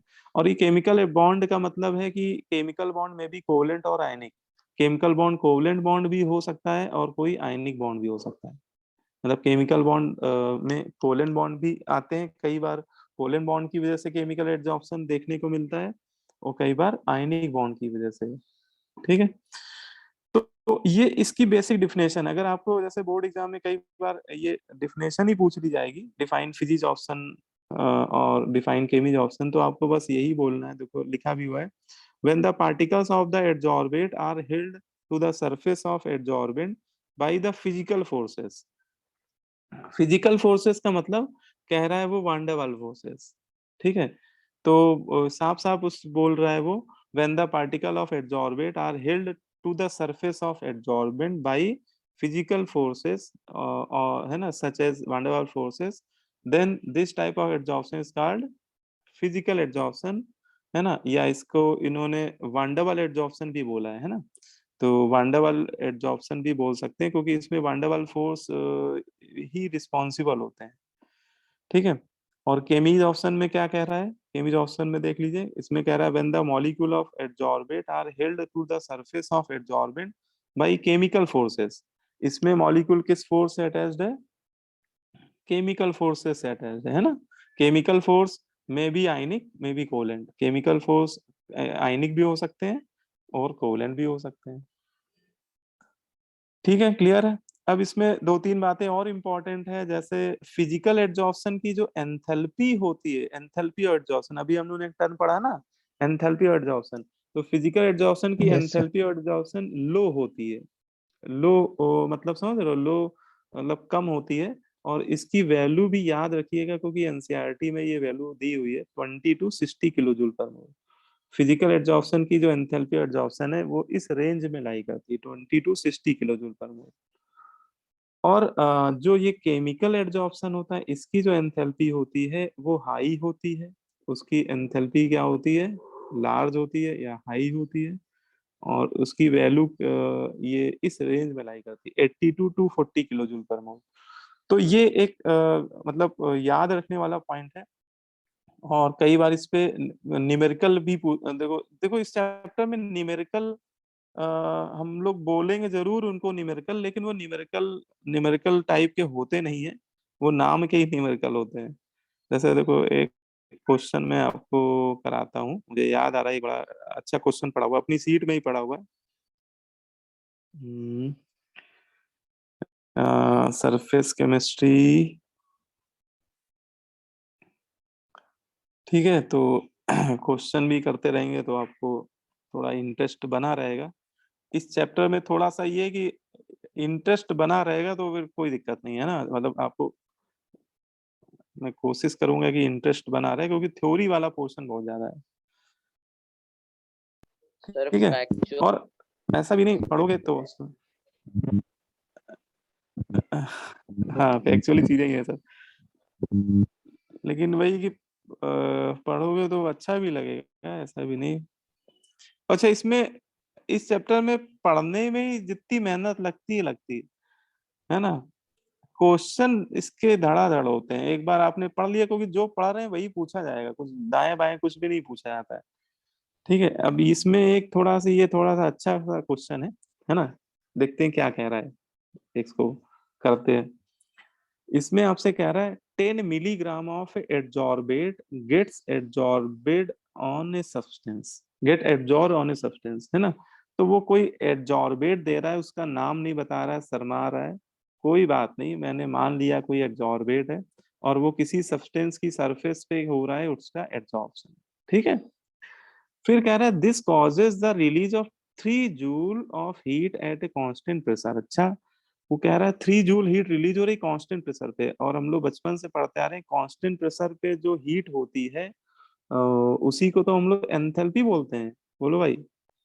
यस तो एक तरह से उसने हीट बोला है तो जो मैंने क्यू का साइन लिख दिया, और वो 3 जूल हीट रिलीज हो रही है कांस्टेंट प्रेशर पे, और उसका मोलर मास उसने दे दिया है 100 ग्राम पर मोल। और वो पूछ के आ रहा है फर्स्ट पार्ट में फाइंड एंथैल्पी ऑफ एडजॉर्प्शन। हाँ फर्स्ट पार्ट में उसने क्या पूछ दिया, एंथैल्पी ऑफ एडजॉर्प्शन। अब आपको लग रहा होगा सर ये एंथैल्पी तो है सर, हीट जो रिलीज हो रही है, तो नहीं, एंथैल्पी एडजॉर्प्शन हमेशा 1 मोल सब्सटेंस के लिए डिफाइन होती है ना। यस कि 1 मोल सब्सटेंस जब ये जो भी सब्सटेंस है, मान लो कोई एक्स बोल देते हैं, ये कोई एक्स सब्सटेंस का जब 1 मोल एडजॉर्ब होगा तब जो हीट रिलीज हो रही होगी वो उसे हम लोग बोलेंगे एंथैल्पी एडजॉर्प्शन। तो इसका मतलब देखो जो उसने वैल्यू दे रखी है तो वो तो 10 मिलीग्राम के रिस्पेक्ट में दे रखी है। 10 मिलीग्राम एडजॉर्बेट जो है वो जब एडजॉर्ब हो रहा है, ठीक है, तो जो हीट रिलीज हो रही है वो कितनी है, 3 जूल, है ना। तो अच्छा 10 मिलीग्राम को ग्राम में कन्वर्ट कर लेते हैं, तो 10 इंटू 10⁻², कितने ग्राम। और चलो इसको मोल में कन्वर्ट कर लेते हैं, तो इसका मोलर मास दिया हुआ है ना, 100 ही दिया हुआ है, बहुत 100 बढ़िया, है ना। तो ये इसके मोल आ गए। तो इसका मतलब इतने ग्राम इतने मिलीग्राम एब्जॉर्ब होना या इतने मोल एब्जॉर्ब होना एक ही बात है। तो इस है ना, इसके रिस्पेक्ट में भी 3 जूल निकलेगी। अब निकाल लो कि 1 मोल के रिस्पेक्ट में कितने निकले। अच्छा ये ओवरऑल कितना आ रहा है, ये देखो 0 0 कैंसिल, ये आ रहा है 10⁻³ है ना। इसका मतलब इसको बोल सकते हैं ये 10⁻³ है, ठीक है। अच्छा 10⁻³ मोल के रिस्पेक्ट में 3 जूल, तो एक मोल के रिस्पेक्ट में कितनी रिलीज होगी, 1 जूल के रिस्पेक्ट में 1 मोल के रिस्पेक्ट में 3 इंटू 10⁻³ जूल। और यही हमारी क्या हो जाएगी, इस सब्सटेंस की एंथैल्पी ऑफ तो एडजॉर्प्शन। 10⁻³ होगा ना। नहीं वो तो डिवाइड में होगा ना, 10⁻³ तो उसमें आएगा ग्राम टू डिनोमिनेटर में। मिलीग्राम 1000 होगा ना। है कुछ गड़बड़ हो रहा है क्या। सर 1 ग्राम में 1000 मिलीग्राम होते हैं। अच्छा अच्छा, यहाँ पे मैंने गड़बड़ किया है ना, यहाँ पे मैंने -2 लिख दिया है। Yes sir. ये गड़बड़ यहाँ हो रहा है अभी। मिलीग्राम था ना, हाँ ठीक ठीक सही बताया आपने। तो यहाँ पे फिर वो 10⁻³ थोड़ी ना होगा, यहाँ पे कितना हो जाए, 10⁻4 हो जाएगा। अच्छा, तो यहाँ पे भी क्या हो जाए, 10⁻4 हो जाएगा। तो अल्टीमेटली फाइनली वो आ रहा है इतना, है ना, 3 × 10⁻4 जूल। और इसी को किलो जूल में लिखें तो 30 किलो जूल हो जाएगा, है ना, यस सर। 30 kilo joule. तो ये हम लोगों ने फर्स्ट पार्ट का आंसर अभी निकाला है, क्योंकि उसने पहले पार्ट में यही पूछा है भाई एंथैल्पी बता दो। ठीक है, तो एंथैल्पी हम लोगों ने बता दी। अब सेकेंड पार्ट में पूछ रहा है argue whether the adsorption is physical और केमिकल। आपसे ये पूछ रहा है, ये भी कमेंट करिए कि ये फिजिकल एडजॉर्प्शन है कि केमिकल एडजॉर्प्शन है, ये कैसे बताएंगे।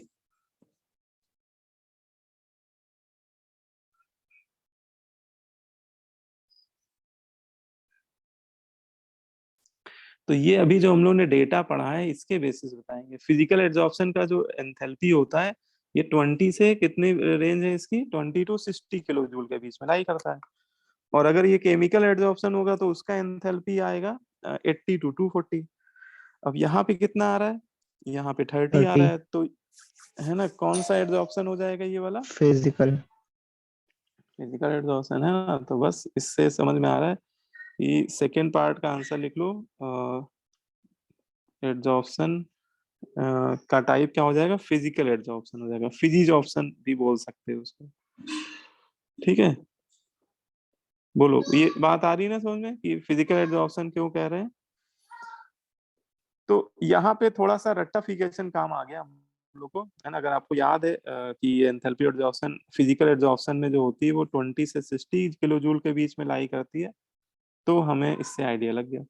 फिर इसने पूछा है इफ, थर्ड पार्ट में एक चीज और पूछ रहा है, if 20 milligram of adsorbate is adsorb at temperature T0 then compare T0 and 20 degree Celsius. वो कह रहा है कि किसी T0 टेम्परेचर पे वो 20 मिलीग्राम एडजॉर्ब हो रहा है वही सब्सटेंस, तो वो टेम्परेचर T0 27 के रिस्पेक्ट में ज्यादा होगा कि कम होगा, तो कम होना चाहिए। है ना। तो कम होना चाहिए, बिल्कुल सही बात है। ये पॉइंट अभी आगे पढ़ेंगे हम लोग कि फिजिज ऑप्शन का जो रेट होता है वो टेम्परेचर बढ़ाने पे घटता है। ठीक है, ये इनवर्सली अभी प्रोपोर्शनल। हाँ इनवर्सली प्रोपोर्शनल होता है। इसमें कभी हम लोग ग्राफ पढ़ेंगे x/m वर्सेस टेम्परेचर। तो फिजिज ऑप्शन में ऐसा कर बनता है कि जैसे से आप टेम्परेचर बढ़ाते जाओगे, x/m एक्चुअली क्या है, ये एक्सटेंट ऑफ एडजॉर्प्शन होता है। x इसमें होता है amount of adsorbate, amount of adsorbate होता है, और m होता है मास ऑफ एडजॉर्बेंट। ठीक है, तो एडजॉर्बेंट का मास ये तो कांस्टेंट ही ले लेते हैं, क्योंकि क्वेश्चन में भी एडजॉर्बेंट तो वो उसका मास तो बदल रहा नहीं है ना। तो उसका कहना है कि अगर पहले 10 ग्राम था, 10 ग्राम एब्जॉर्ब कर रहा था, तो मान लो कि x/m वैल्यू यहाँ कहीं आ रही थी, 10 ग्राम में मान लो यहाँ पे आ रही थी, और 20 ग्राम में तो बढ़ गया है। तो 10 ग्राम में टेम्परेचर उसका कितना था, 27। तो 20 ग्राम में टेम्परेचर क्या हो जाएगा, कम हो जाएगा, है ना। तो उसको आप सीधे ऐसे भी याद कर सकते हो कि एक्सटेंट ऑफ एडजॉर्प्शन जो होता है वो टेम्परेचर के इनवर्सली प्रोपोर्शनल होता है। एक्सटेंट ऑफ एडजॉर्प्शन जो होता है वो टेम्परेचर के इनवर्सली प्रोपोर्शनल। अगर एक्सटेंट ऑफ एडजॉर्प्शन बढ़ेगा तो टेम्परेचर ऑब्वियसली कम हो रहा होगा, तभी वो बढ़ रहा होगा। तो यहाँ से 10 से 20 का मतलब वो टेम्परेचर जो T0 है वो 27 से क्या होगा, कम किया गया होगा, है ना। कोई लेसर वैल्यू पे सेट कर दिया होगा, है ना, तभी वो एक्सटेंट ऑफ एडजॉर्प्शन उसका इंक्रीज हो गया। ठीक है, तो बस यही उसने 3 बातें पूछी थी हम लोगों से। तो अब इसी को न्यूमेरिकल बोल दिया जाता है। तो भाई अब ये न्यूमेरिकल, ठीक है, कहना चाहो तो कह लो भाई, सबकी अपनी अपनी श्रद्धा है। ठीक है सर चलो आखिरी अच्छा, दो तो तो ये थ्योरी के ही थे। है क्या हो गया। सर आखिरी के 2 पार्ट थ्योरी बेस्ड ही थे, न्यूमेरिकल हाँ वही वैसे। वही है कि लास्ट के 2 पार्ट तो बिल्कुल थ्योरेटिकल है ना। तो इसमें न्यूमेरिकल इसी टाइप के आएंगे, वो थ्योरेटिकल एस्पेक्ट पे बेस्ड है ना। ये इसमें एक पूरी टेबल बनी हुई है। अच्छा, ये क्वेश्चन भी बोर्ड एग्जाम में पूछा जाता है, difference between physical and chemical adsorption differentiate करने को आता है 2 मार्क्स में। और 2 मार्क्स में कोई 4 पॉइंट लिखने होते हैं मैक्सिमम बस। इसमें तो बहुत सारे लिखे हुए हैं, इनमें से कोई भी 4 बातें आप लिख सकते हैं, मतलब 4 पॉइंट के बेसिस पे डिफरेंशिएट कर सकते हैं। तो पहले उसने बोला है नेचर ऑफ एड्जॉर्प्शन। तो फिजिकल एड्जॉर्प्शन बोलते हैं रिलेटिवली वीक होता है, केमिकल स्ट्रांग होता है, और वीक होना भी चाहिए क्योंकि उसमें जो मॉलिक्यूल होते हैं वो वान डर वाल्स फोर्स से अटैच होते हैं, है ना। वान डर वाल्स फोर्स कम एनर्जी देने पे टूट जाते हैं। केमिकल एब्जॉर्प्शन कैसा होता है, थोड़ा सा स्ट्रांग होता है रिलेटिवली, ठीक है। दूसरा है एंथैल्पी और एड्जॉर्प्शन। एंथैल्पी और एड्जॉर्प्शन अभी हम लोगों ने पढ़ा है कि फिजिकल एड्जॉर्प्शन की क्या होती है, कम होती है, केमिकल एड्जॉर्प्शन की ज्यादा होती है, ठीक है। तीसरा पॉइंट है reversibility of adsorption. Reversibility of adsorption में बोलते हैं कि फिजिकल एड्जॉर्प्शन जो होते हैं वो रिवर्सिबल नेचर के होते हैं। फिजिकल एड्जॉर्प्शन कैसे होते हैं, रिवर्सिबल नेचर के होते हैं, है ना। लेकिन केमिकल एड्जॉर्प्शन कैसे होते हैं, इरिवर्सिबल होते हैं, तो ये भी पता होना चाहिए। चौथा है कि temperature at which adsorption is more pronounced. तो हमेशा फिजिकल एड्जॉर्प्शन के लिए लो टेम्परेचर फेवरेबल होता है, क्योंकि हाई टेम्परेचर पे तो वान डर वाल जो फोर्सेस होते हैं वो ब्रेक होने लगते हैं, तो उनके स्टेबिलिटी के लिए लो टेम्परेचर फेवरेबल होता है। लेकिन केमिकल एड्जॉर्प्शन में एड्जॉर्बेट के मॉलिक्यूल आयनिक बॉन्ड या कोवेलेंट बॉन्ड से अटैच्ड होते हैं, तो वो हाई टेम्परेचर पे भी, हाई टेम्परेचर उनके लिए ज्यादा फेवरेबल होता है, क्योंकि उनको अभी आप लोगों ने केमिकल काइनेटिक्स पढ़ी है ना, तो केमिकल काइनेटिक्स में पढ़ा होगा कि जब कोवेलेंट बॉन्ड बनते हैं तो उनके लिए एक मिनिमम एनर्जी रिक्वायर्ड होती है, उसको हम लोग बोलते हैं एक्टिवेशन एनर्जी, है ना। और एक्टिवेशन एनर्जी शुरुआत में जब टेम्परेचर देंगे तो उस टेम्परेचर का कुछ पार्ट एक्टिवेशन एनर्जी में के फॉर्म में यूटिलाइज होगा, तो इनके लिए बोलते हैं कि हाई टेम्परेचर फेवरेबल होता है। सर अक्षत बेटा आपकी आवाज पूरी समझ में नहीं आई मुझे, क्या कह रहे थे। को इन कर लीजिए। अच्छा अक्षत को इन करना, ओके।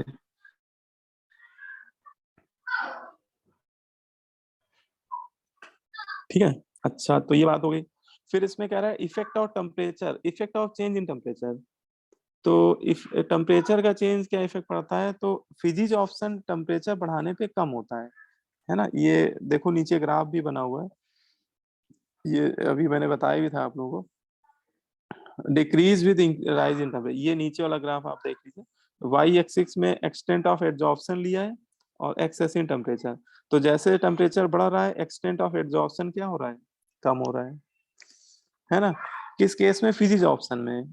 और ऐसा इसलिए हो रहा होगा क्योंकि जैसे टेम्परेचर बढ़ा रहे हो तो उनके डिजॉर्प्शन का रेट बढ़ता जाएगा, क्योंकि उनके वान डर वाल फोर्सेस लगातार ब्रेक होने शुरू हो जाएंगे, वान डर वाल फोर्स अनस्टेबल होते जाएंगे और मॉलिक्यूल सरफेस को छोड़ छोड़ के जाना स्टार्ट कर देंगे, ठीक है। लेकिन फिर के इसमें देखो केमिज ऑप्शन में बोलते हैं कि पहले increase with rise in temperature, ठीक है।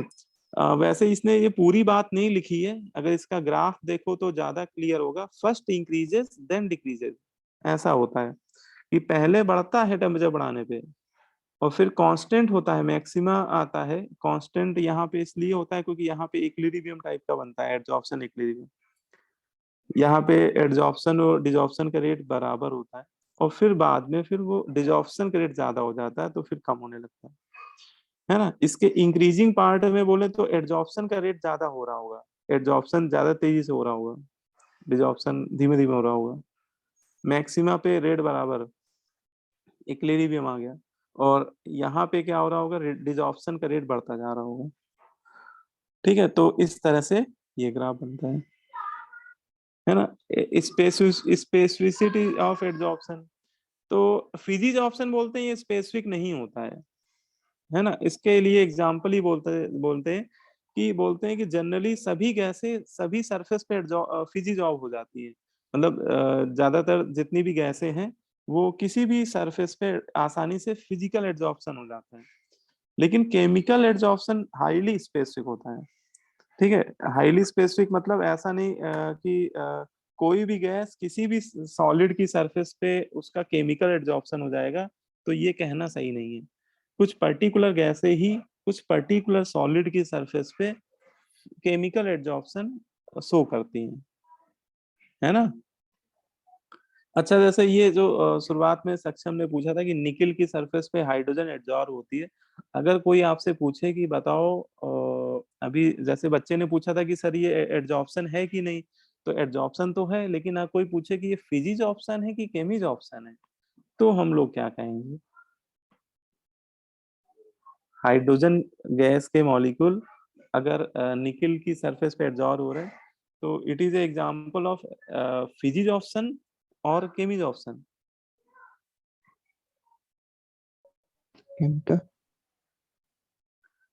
तो ये आप लोगों ने शायद पढ़ा होगा, हाइड्रोजनेशन रिएक्शन Resolve. में होती निकिल का यूज करते थे, है ना। जैसे कोई केमी एल्कीन, केमिकल एडजॉर्प्शन होता है, गुड।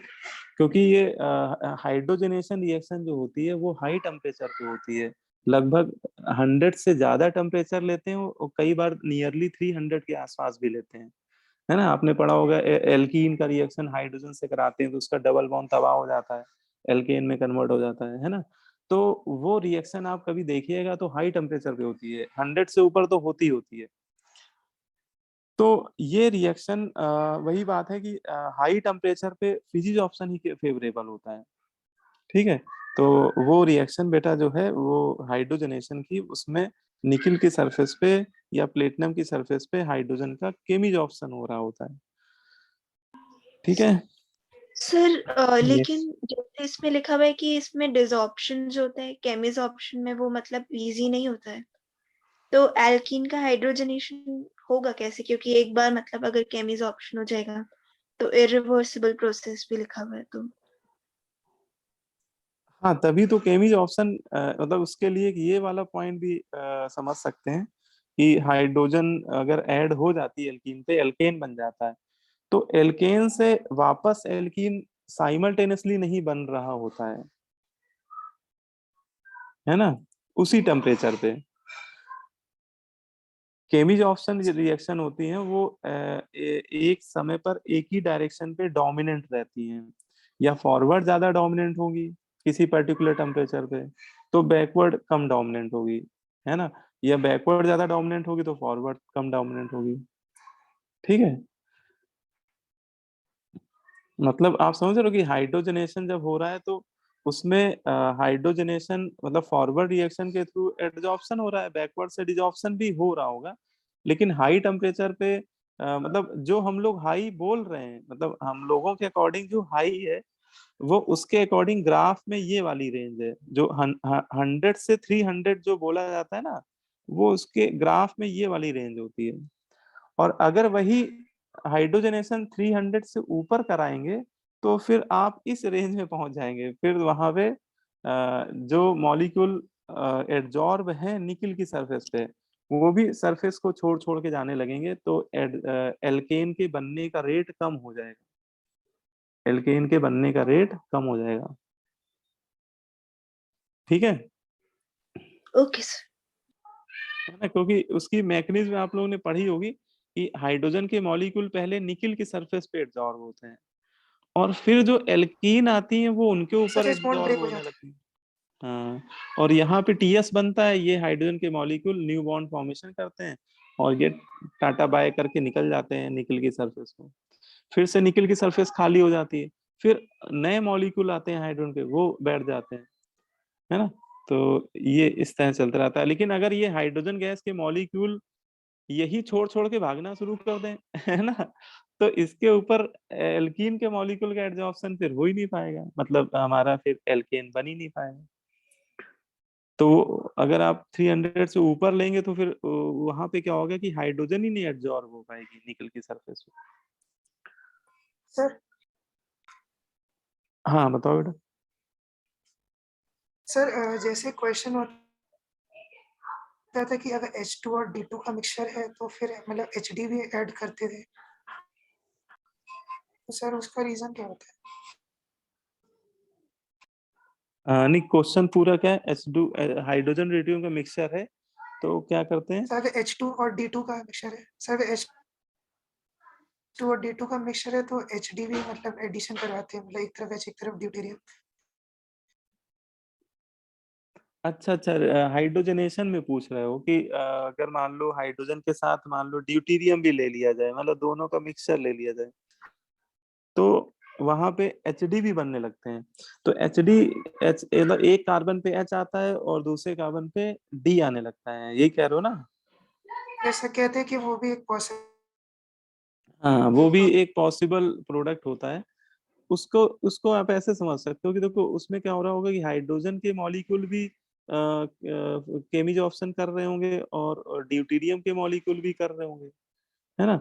तो जब ये जब ये जॉब कर रहे होंगे तो इनके मॉलिक्यूल H2D2 के बीच में H2D2 के बीच में एक ट्रांजिशन स्टेट बनने लगेगी, क्योंकि ड्यूटीरियम थोड़ा सा ज्यादा इलेक्ट्रो पॉजिटिव है हाइड्रोजन के रिस्पेक्ट में, इस पे डेल्टा पॉजिटिव, इस पे डेल्टा नेगेटिव। तो ये आपस में जुड़ के एचडी बनाने लगेंगे, मतलब पहले H2D2 एडजॉर्ब होंगे और कुछ H2D2 मॉलिक्यूल जो बहुत पास पास होंगे वो एचडी बनाने लगेंगे, मतलब उनका पुराना बॉन्ड अपना टूट जाएगा H2D2 वाला और वो एचडी बना देंगे। अब कोई एल्कीन मॉलिक्यूल इसके ऊपर आके एडजॉर्ब हो गया तो फिर एक कार्बन पे H चला जाएगा और पड़ोस वाले कार्बन पे D चला जाएगा। नहीं, तो वो जो एचडी बन रहा होता है ना, वो मेटल की सरफेस पे ही बनने लगते हैं एचडी मॉलिक्यूल, है ना? वहां पे एक H2D2 आपस में पोल ट्रांजिशन स्टेट के थ्रू एचडी मॉलिक्यूल का फॉर्मेशन कर देते हैं और वो फिर एडजॉर्ब होना शुरू कर देते हैं। तो वहां पे वो भी एक पॉसिबल प्रोडक्ट होता है। तो ये बात आगे समझ में। अच्छा, इसमें एक ये भी point important, nature of adsorbate layer. ये बोला जाता है कि फिजिक्स ऑप्शन जो होता है ना मल्टी लेयर्ड होता है, ठीक है? और जो केमिकल ऑप्शन होता है मोनो लेयर्ड होता है। मल्टी लेयर्ड क्यों होता है कोई पूछे, तो उसमें क्या होता है, ऐसे कोई गैस का मॉलिक्यूल है और वो पोलर गैस, ज्यादातर गैसें पोलर ही होती हैं, या उसके एक टर्मिनल पे पॉजिटिव चार्ज एक टर्मिनल पे नेगेटिव होता है। तो जैसे कोई पोलर मॉलिक्यूल आके एब्जॉर्ब हुआ तो उसके एक टर्मिनल पे नेगेटिव है, एक पॉजिटिव है। अब मान लो नेगेटिव सेंटर की तरफ से, तो वो सरफेस पे फिजिक्स ऑप्शन कर रहा है, मतलब वो क्योंकि मेटल की सरफेस पे ज्यादातर डेल्टा पॉजिटिव चार्जेस रहते हैं, तो वहां पे आप देखोगे कि यहाँ पे आपका ये बन गया वांडावाल फोर्स, है ना? लेकिन उसकी जो सेकंड अपर हेड है, मतलब उसका जो सेकंड टर्मिनल है वो फ्री है, मतलब उसका पॉजिटिव टर्मिनल अभी भी फ्री है। तो इसके ऊपर कोई दूसरा मॉलिक्यूल आके भी एडजॉर्ब हो सकता है और इनके बीच में भी वांडावाल फोर्सेस लग सकते हैं, है ना? इसके ऊपर भी एक पॉजिटिव सेंटर फ्री है, तो इसके ऊपर एक तीसरा मॉलिक्यूल भी आके एडजॉर्ब हो सकता है। तो इसमें फर्स्ट लेयर के ऊपर गैस के मॉलिक्यूल की सेकेंड लेयर भी बन सकती है, सेकेंड के ऊपर थर्ड, ऐसे n नंबर ऑफ लेयर बनने की पॉसिबिलिटी रहती है। किस केस में? फिजिक्स ऑप्शन में, क्योंकि इसमें वो वांडरवाल फोर्स से अटैच, उनका दूसरा टर्मिनल जो फ्री है वो नेक्स्ट लेयर के मॉलिक्यूल के साथ एडजॉर्ब हो जाएगा। लेकिन केमिज ऑप्शन में क्या होता है, वहां पे केमिकल बॉन्ड बनते हैं, केमिकल बॉन्ड तो फिर एडजॉर्बेट और एडजॉर्बेंट के बीच में ही बनेंगे। मान लो इलेक्ट्रॉन ट्रांसफर हो रहा है, इलेक्ट्रॉन शेयर हो रहा है, तो वो एडजॉर्बेट और एडजॉर्बेंट के बीच में ही होगा। तो वहां पे फर्दर है ना सेकेंड या थर्ड लेयर नहीं बन पाती। ठीक है, क्लियर हो गई बात? और एनर्जी ऑफ एक्टिवेशन के लिए बोल सकते हैं कि भाई वांडावाल फोर्स के लिए तो बहुत कम एनर्जी की रिक्वायरमेंट होगी, तो इनकी एक्टिवेशन एनर्जी बहुत कम होती है। लेकिन कोवलेंट बॉन्ड या आयनिक बॉन्ड बनाने के लिए हाई एनर्जी की रिक्वायरमेंट होती है, तो एनर्जी ऑफ एक्टिवेशन केमिज ऑप्शन की ज्यादा होती है। ठीक है, और ईज ऑफ डिजॉर्प्शन के लिए बोले तो डिजॉर्प्शन के फिजिक्स ऑप्शन में बहुत इजीली हो जाता है, क्योंकि वो वीक वांड वाल फोर्स से अटैच्ड होते हैं, उनको तोड़ने के लिए बहुत कम एनर्जी रिक्वायर्ड होती है। और केमिज ऑप्शन में वो बहुत इजी नहीं होता है, क्योंकि वो केमिकल बॉन्ड से मॉलिक्यूल हेल्ड होते हैं, और केमिकल बॉन्ड को ब्रेक करने के लिए we have to required large amount of energy. तो इसका chemisorption ease of desorption आसान नहीं होता। ये आपको ग्राफ मैंने बता ही दिया, ये आप लोग याद ही रखिएगा। फिजिक्स ऑप्शन में टेम्परेचर बढ़ाने पे केमिज ऑप्शन फिजिक्स ऑप्शन का रेट लगातार घटता है। केमिज ऑप्शन में फर्स्ट इंक्रीजेस, है ना, फिर एक यहाँ पे मैक्सिमा सा मिलेगा और फिर क्या होगा, डिक्रीज करेगा। ठीक है, क्लियर होगी बात, है ना? तो आपका यहाँ तक मैंने करा दिया। अब इसके बाद अगला टॉपिक है एडजॉर्प्शन आइसोथर्म। तो ये फिर हम लोग अगली क्लास में पढ़ेंगे यहाँ से, ठीक है। तो आज इतना ही रखो आप लोग। बाकी आप लोग केमिकल काइनेटिक्स की सीट लगा ली आप लोगों ने? अच्छा, वो तो डिस्कस होगी ना तुम लोग की। Yes sir, part Yes. Exercise 3 exercise 1 हो गया इस पर। अच्छा अच्छा, चलो फिर ठीक है, बाकी भी लगा ही लेना आप का लोग। पार्ट 1 हुआ है। अच्छा, जो सर बचा हुआ है एक्सरसाइज 1 में पार्ट 2 नहीं है। बस पार्ट 1 हुआ है अभी। अच्छा, तो उसको भी कर देंगे डिस्कस किसी दिन। आप लोग ऐसा करो, अभी इस वीक में उसको भी पूरा ही लगा लो, कंप्लीट कर लो, ठीक है। तो फिर उसको जो बचा हुआ पोर्शन है वो भी कर देंगे, ठीक है। लेकिन अटेम्प्ट जरूर कर लीजिए आप लोग।